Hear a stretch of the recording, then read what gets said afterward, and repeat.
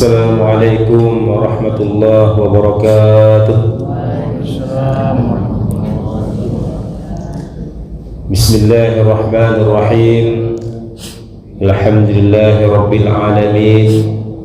Wa bihi nasta'inu ala umurid dunya waddin. Wassalatu wassalamu ala asyrafil anbiya'i wal mursalin wa ala alihi wa sahbihi ajma'in, amma ba'du. Rabbi syrah li sadri wa yassir li amri wahlul 'uqdatam min lisani yafqahu qawli. Ya Fattah ya Alim ya Badi'u ya Karim, subhanaka la ilma lana illa ma 'allamtana innaka antal alimul hakim. La haula wa la quwwata illa billahil aliyyil azim. Yang kami hormati Bapak Imam Khatib Bilal Modim, pengurus Masjid Al-Ihsan Rengas Condong.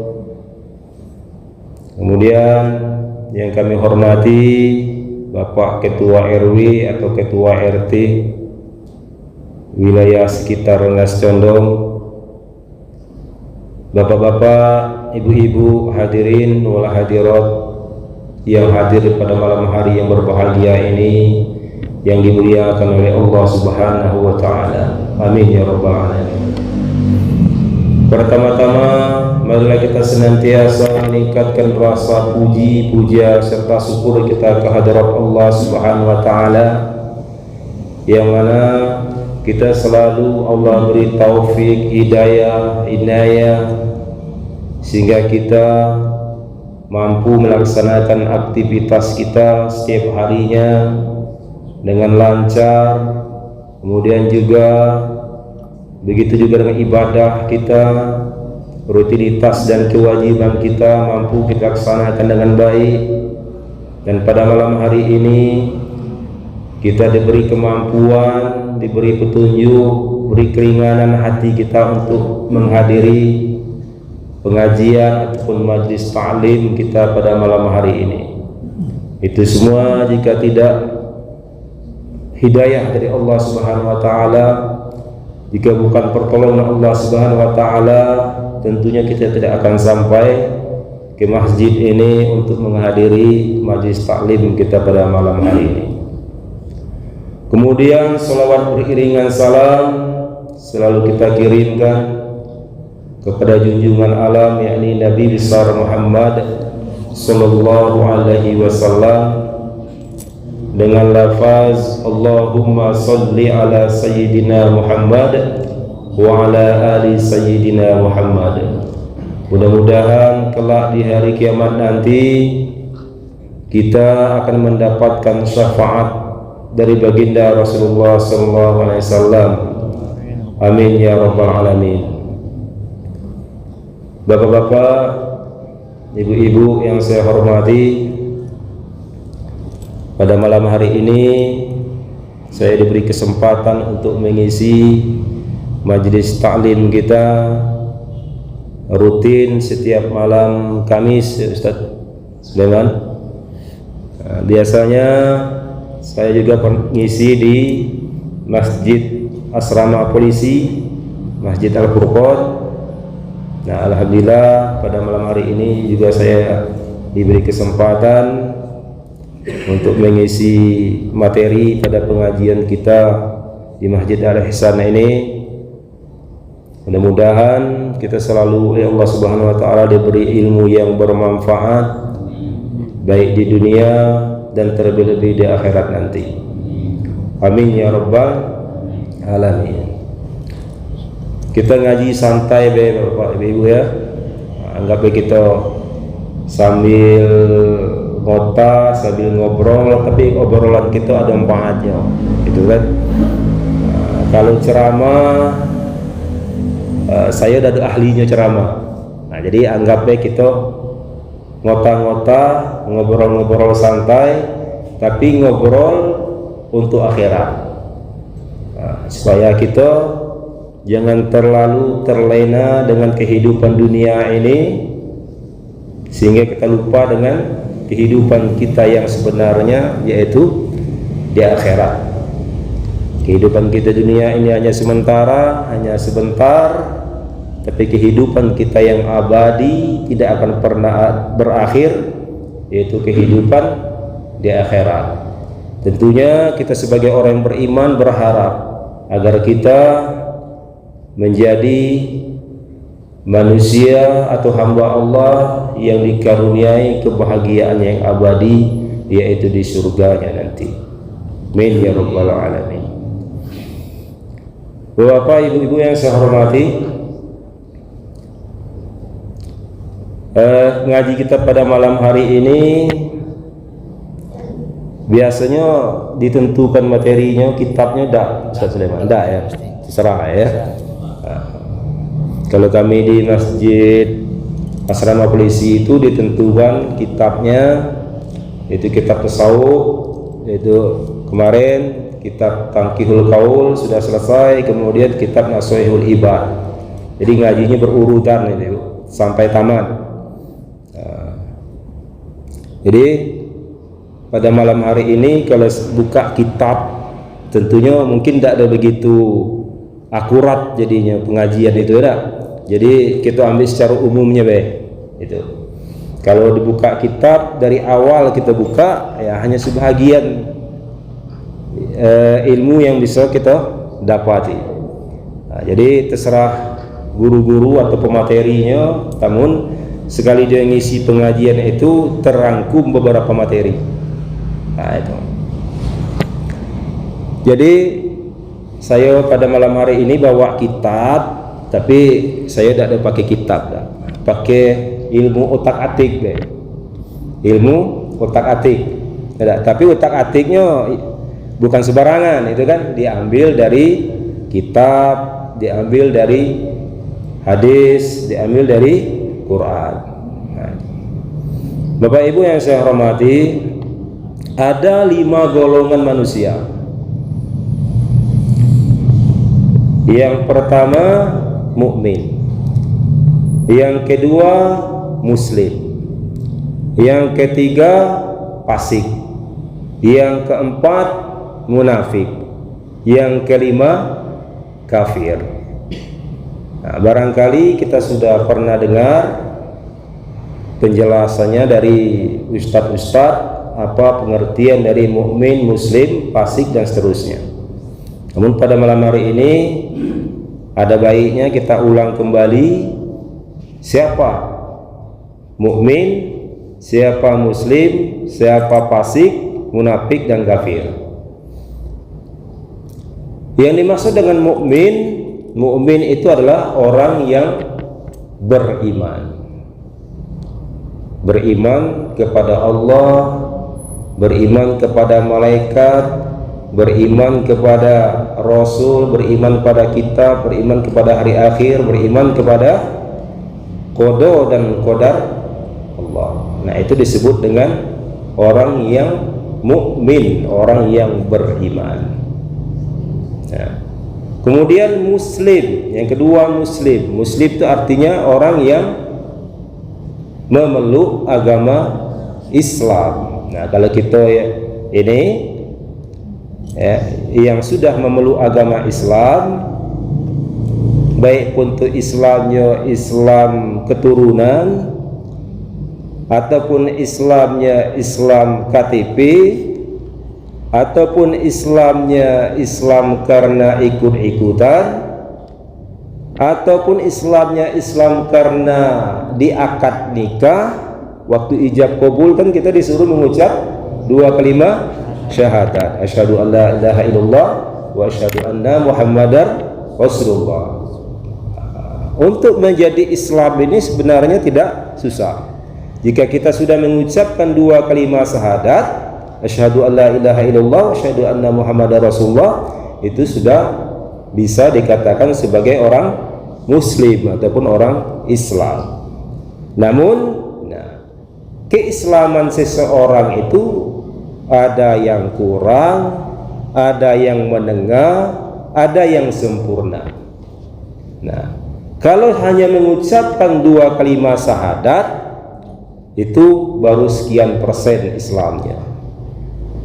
Nah, kalau sudah sholat, sudah puasa, sudah zakat, kemudian haji bagi yang mampu, itu baru 100% keislamannya.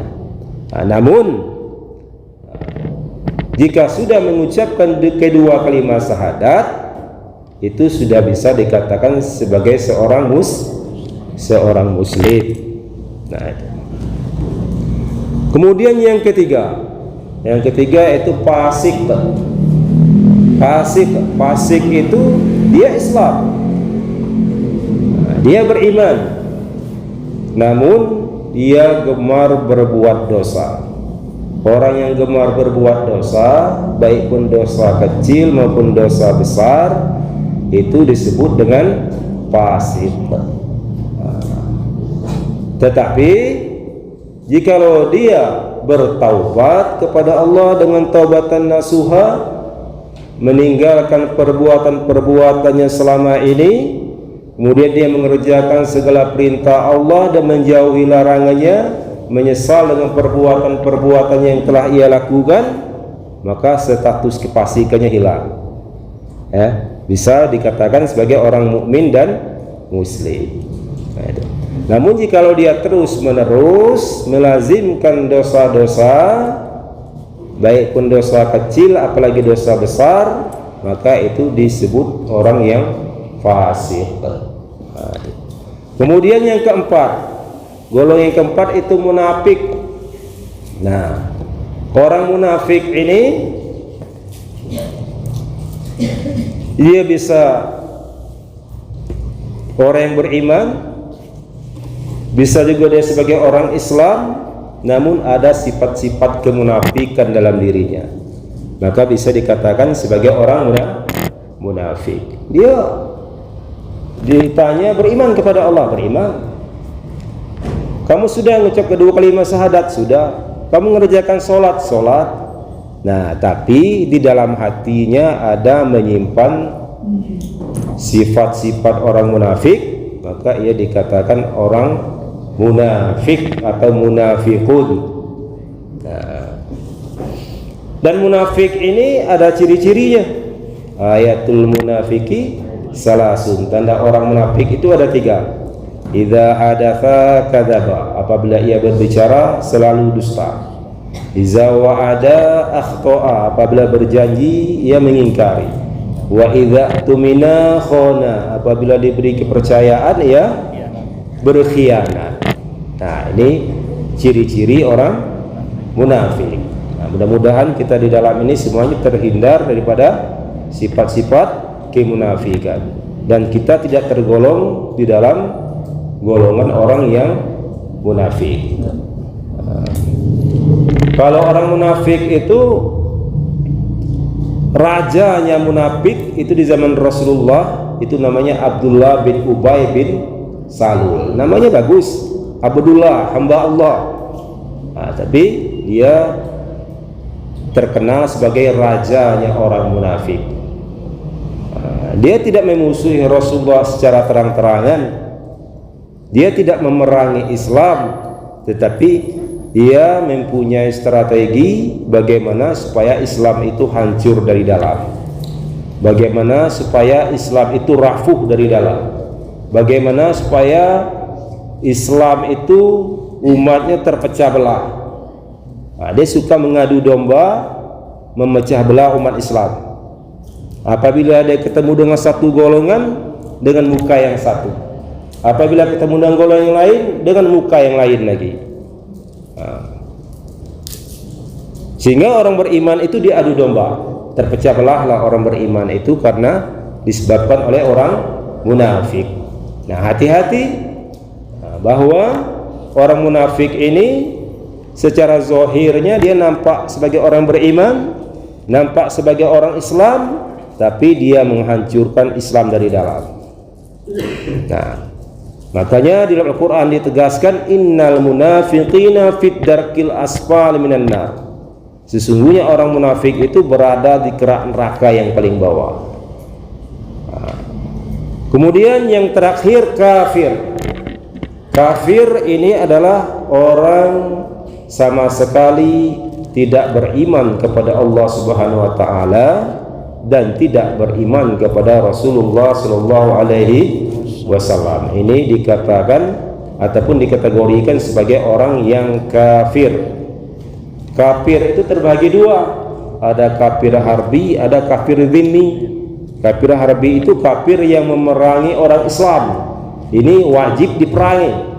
Kemudian ada kafir dhimmi, kafir yang tidak memusuhi umat Islam, kafir yang bisa berdamai dan bertoleransi dengan umat Islam, tidak mengganggu umat Islam. Ini disebut dengan kafir dhimmi. Nah, kafir dhimmi ini wajib kita hormati dan wajib kita hargai. Kita tidak boleh mengganggu orang yang kafir dhimmi.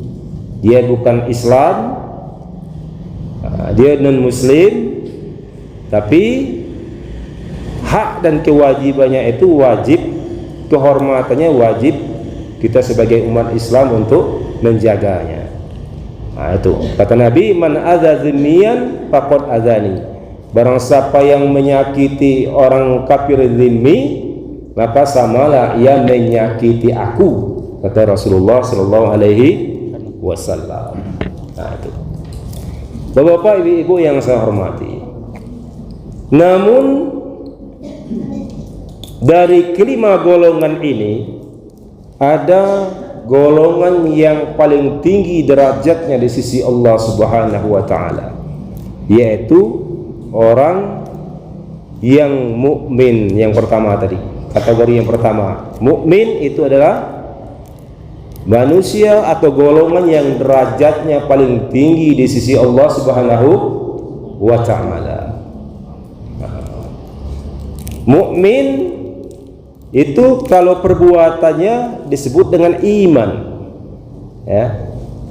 Pelakunya disebut dengan mukmin, perbuatannya disebut dengan iman, tapi perbuatannya adalah perbuatan hati, ya. Iman artinya percaya kepada Allah Subhanahu wa taala. Itu secara bahasanya. Namun secara istilahnya, iman itu adalah iqrarum bil lisan, diikrarkan dengan lidah, wa tasdiqum bil qalbi, dibenarkan oleh hati, wal amalu bil arkan, dan diamalkan oleh anggota tubuh kita.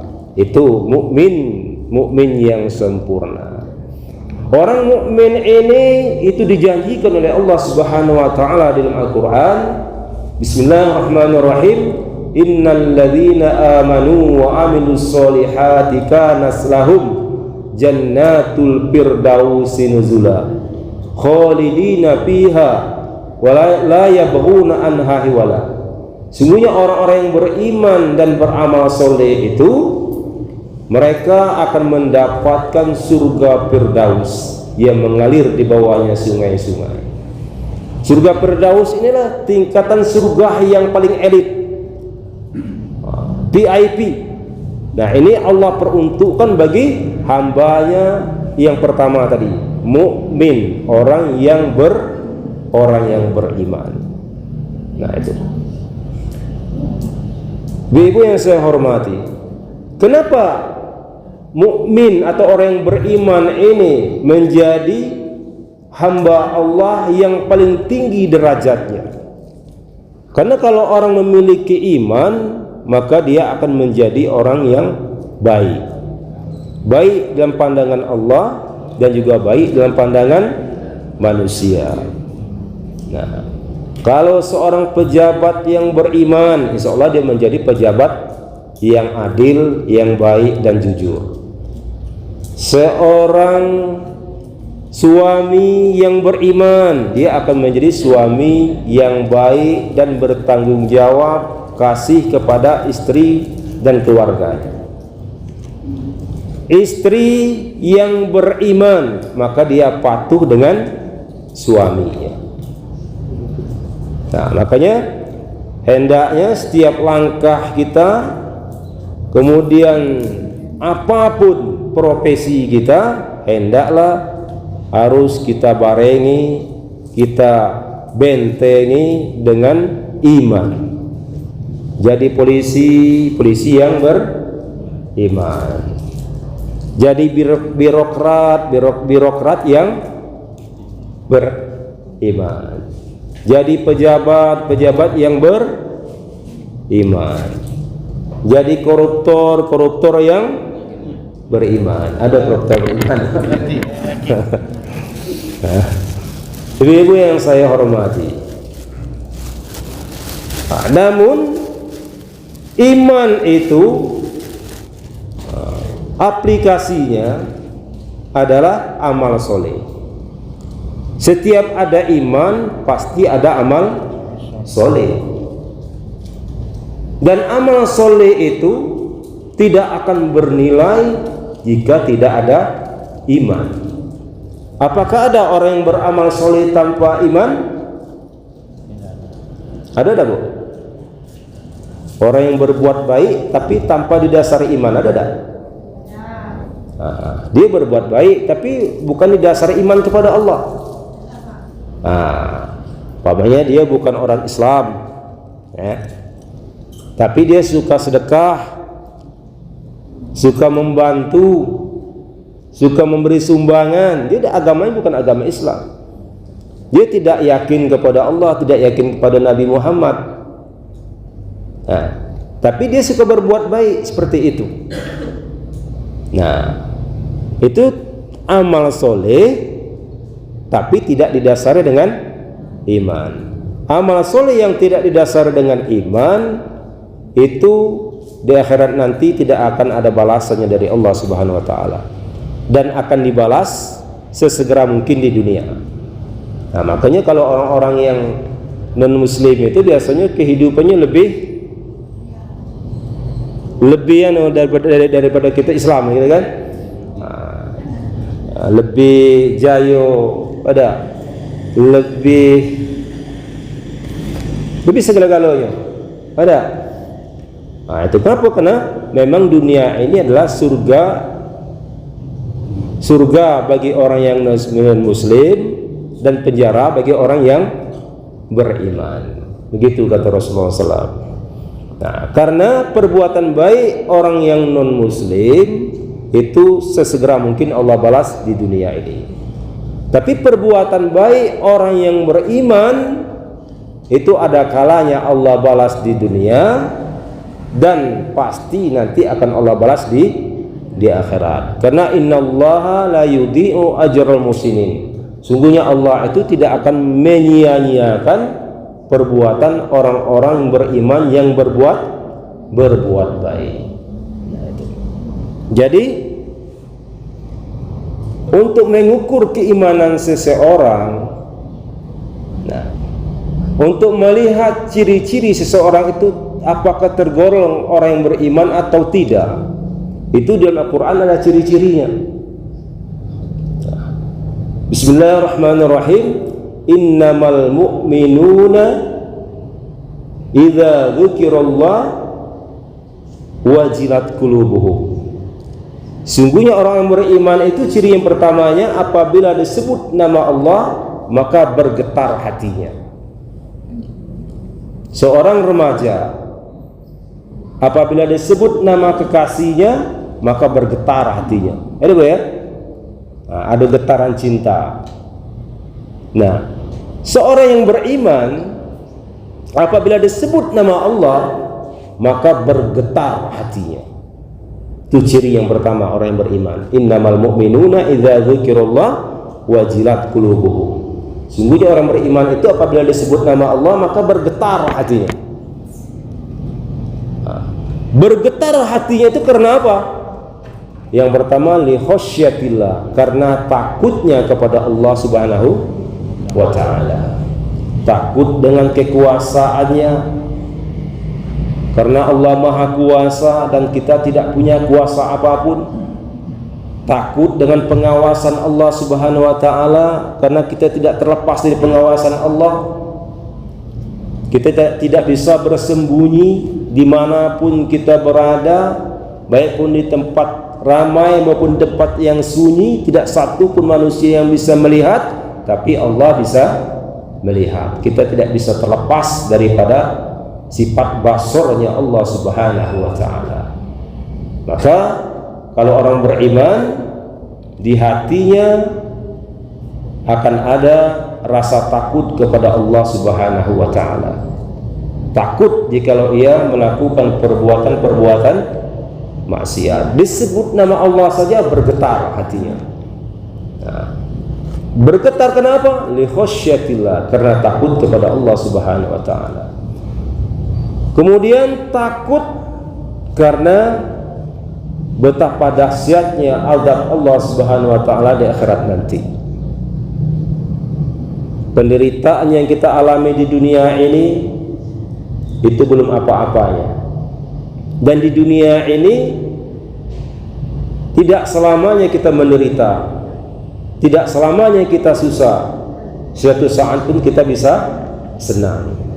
Dan di saat kita senang, tidak selama-lamanya kita senang. Suatu saat juga kita bisa susah, bisa sedih, bisa galau, bisa gelisah. Ini ya. Nah, kenapa demikian?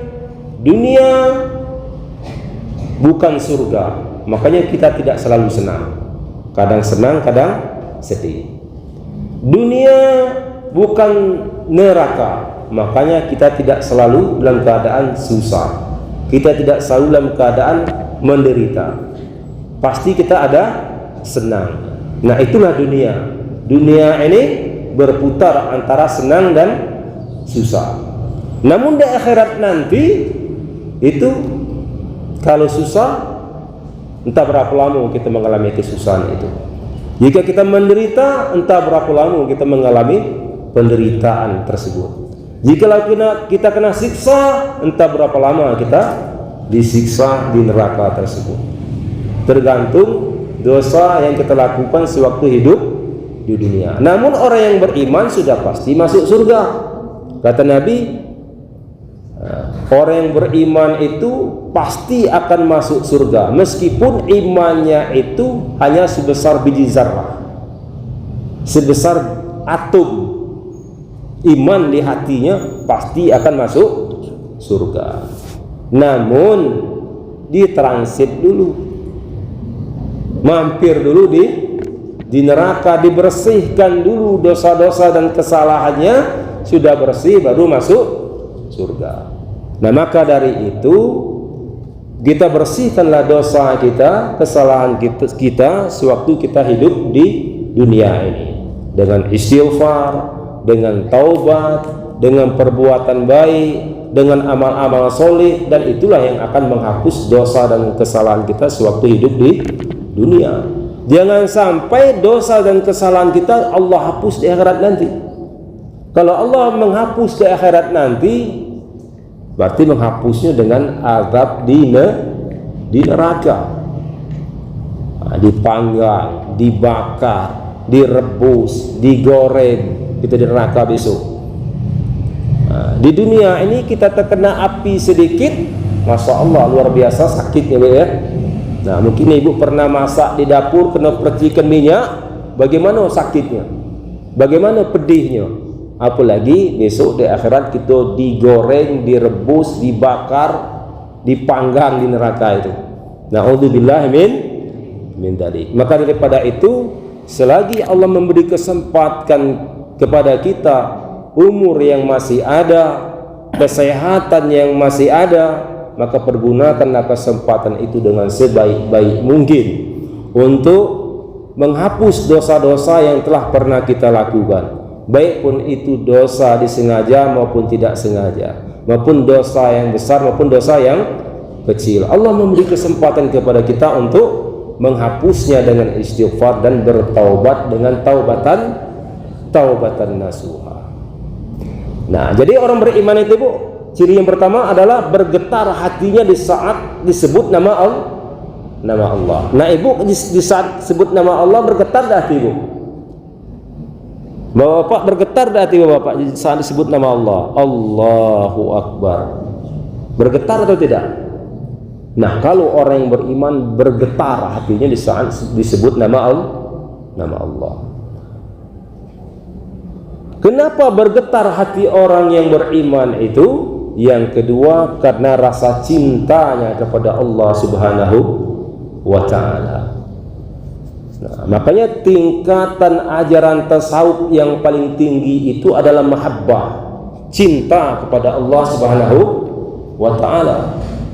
Kalau orang yang sudah sampai kepada makom mahabbah, dia beramal itu tidak lagi mengharap pahala. Dia beramal itu tidak lagi mengharap surga, tapi mengharap ridhonya Allah Subhanahu wa ta'ala. Siapakah itu yang sampai ke makom mahabbah itu? Salah satu tokoh, seorang perempuan, seorang wali perempuan namanya Rabi'atul Adawiyah. Itu terkenal ajarannya adalah mahabbatullah, cinta kepada Allah Subhanahu wa ta'ala. Maka kadang-kadang Rabi'atul Adawiyah itu ya, tiba-tiba di saat dia zikir pingsan. Nah, karena rasa cinta dan rasa rindunya yang maha dahsyat kepada Allah Subhanahu wa ta'ala. Maka pernah suatu hari Rabi'atul Adawiyah ini dia berlari-lari, tangan kanannya bawa api, tangan kirinya bawa air. Berlari-lari. Ditanya oleh orang kampung, "Kenapa wahai Rabi'ah kamu lari-lari? Bawa api, bawa air seperti orang gila." Kata Rabi'atul Adawiyah, "Aku ingin dengan api yang aku bawa, aku ingin membakar surga." Karena sekarang ini banyak orang yang beramal karena mengharapkan surga. Dan air yang kubawa ini aku ingin memadamkan api neraka. Karena banyak orang yang beramal itu karena takut kepada neraka, bukan karena rasa cintanya kepada Allah Subhanahu wa ta'ala, bukan mengharapkan ridhonya Allah Subhanahu wa ta'ala. Nah, ini tingkatnya yang paling tinggi Ibu ya. Nah, bagaimana dengan kita? Bolehkah kita beramal mengharapkan surga? Kalau tingkatan kita bolehlah Ibu ya.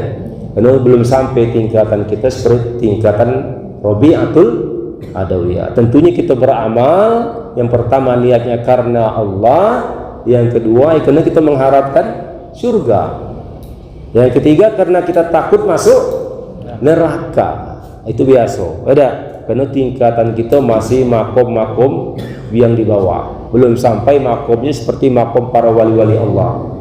Ada Rabi'atul Adawiyah, Syekh Abdul Qadir Jailani itu sudah tingkatannya sudah luar biasa. Belum mampu kita mencapai makom seperti Rabi'atul Adawiyah dan Syekh Abdul Qadir Jailani. Namun hendaknya ya kita berdoa kepada Allah Subhanahu wa ta'ala sebagaimana doa yang diucapkan Nabi Daud alaihissalam, Allahumma inni as'aluka hubbaka. Ya Allah, aku mohon cintamu ya Allah. Wa hubba may yuhibbuka, dan cinta orang yang mencintaimu ya Allah.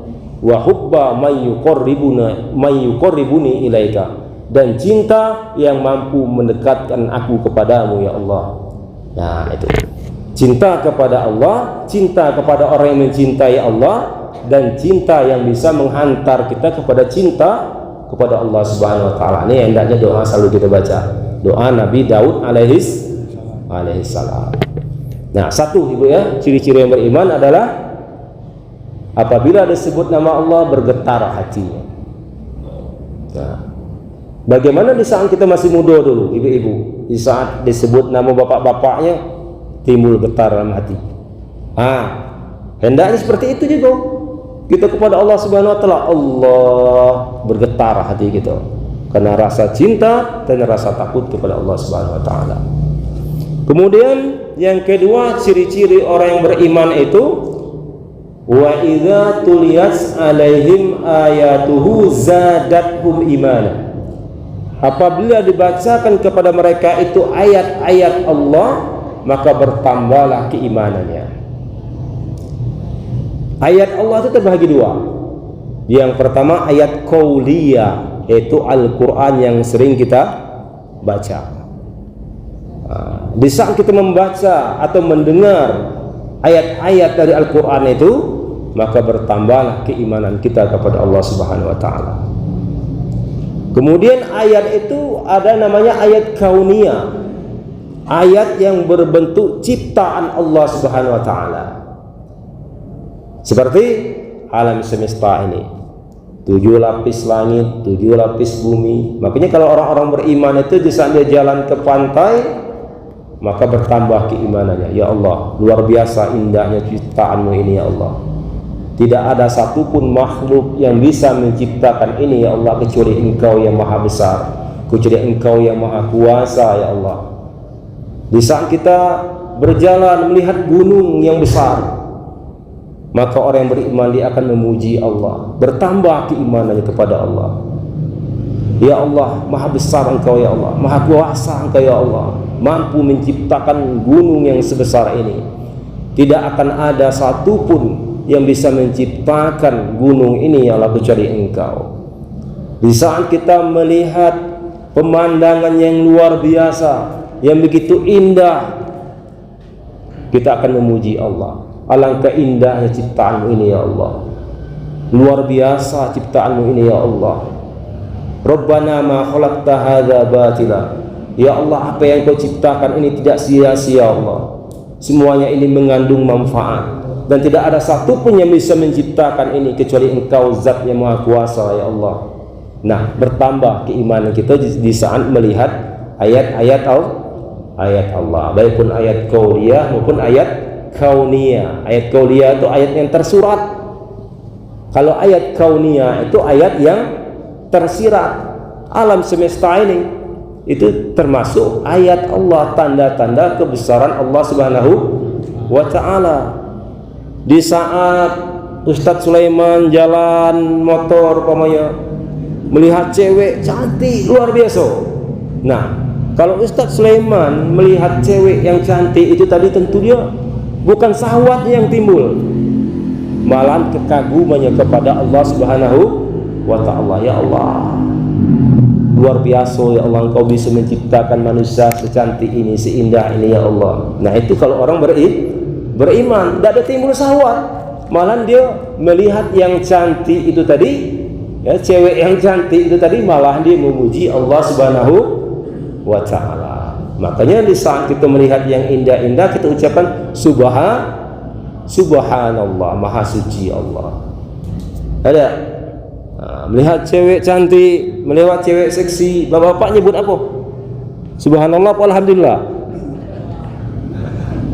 Kebanyakan alhamdulillah. Ada itu. Bapak Ibu yang saya hormati. Kemudian yang ketiga, ciri-ciri orang yang beriman itu wa ala rabbihim yatawakkalun. Mereka itu bertawakal, berserah diri hanya kepada Allah Subhanahu wa taala. Jadi yang layak tempat kita bersandar adalah Allah Subhanahu wa taala. Hanya Allah satu-satunya tempat kita untuk bertawakal dan berserah diri. Jikalau kita bersandar kepada jabatan, suatu saat jabatan itu akan lengser. Jikalau kita bersandar kepada harta, suatu saat harta itu akan habis, atau suatu saat kita akan meninggalkan harta tersebut. Jikalau kita sudah mati, duit yang banyak di deposito di bank tadi kita bawa mati tidak? Tinggal semuanya itu. Rumah yang mewah, yang mega, jikalau kita mati, kita bawa tak rumah itu? Tidak, semuanya akan tinggal. Itu bersandar dengan harta. Harta suatu saat akan kita tinggalkan. Bersandar dengan pasangan, suatu saat bisa jadi ia meninggalkan kita, ataupun kita yang meninggalkannya. Walaupun dulunya bapak-bapak, ibu-ibu berjanji sehidup semati, dek, abang dengan kau cinta luar biasa, dek, tidak ada bandingnya cinta abang dengan adik. Abang sanggup dengan adik ini sehidup semati. Sehidup semati. Itu hanya bualan bae, hanya gombalan bae Bu ya. Tidak akan ada cinta sehidup semati. Suatu saat orang yang kita cintai itu juga akan kita tinggalkan ataupun kita ditinggalkan. Bersandar dengan pasangan demikian keadaannya. Jika kita bersandar dengan fisik yang kuat, bersandar dengan fisik yang sehat, suatu saat fisik ini akan rapuh, suatu saat fisik ini akan menua. Jikalau kita bersandar dengan wajah yang cantik, wajah yang tampan, suatu saat wajah ini akan keriput. Nah, tidak satu pun tempat kita bersandar yang layak. Hanya satu tempat kita bersandar yang sebenarnya, yaitu Allah Subhanahu wa ta'ala. Wa may yatawakkal 'alallahi fahuwa hasbuh. Barang siapa yang bertawakal dan berserah diri kepada Allah Subhanahu wa ta'ala, maka Allah akan menjadi penolongnya. Maka daripada itu hendaknya kita berzikir hasbunallahu wa ni'mal wakil. Cukuplah Allah sebagai penolongku. Nah, setiap hari itu Ibu ya, kalau bisa kita zikirkan hasbunallahu wa ni'mal wakil itu 450 kali. Hasbunallahu ni'mal wakil, hasbunallahu ni'mal wakil, hasbunallahu wa ni'mal wakil. Cukuplah Allah menjadi penolong. Insyaallah semuanya akan diselesaikan oleh Allah Subhanahu wa ta'ala. Karena wa may yatawakkal 'alallahi fahuwa hasbuh. Barang siapa yang bertawakal dan berserah diri kepada Allah, maka Allah lah akan menyelesaikan urusannya. Maka Allah yang menjadi penolongnya, maka Allah lah yang akan mencukupinya. Jadi ibu-ibu yang saya hormati, 3 ciri-ciri orang yang beriman. 1, apabila disebut nama Allah bergetar hatinya. Yang kedua, apabila dibaca ayat-ayat Allah atau melihat ayat-ayat Allah, maka bertambah keimanannya.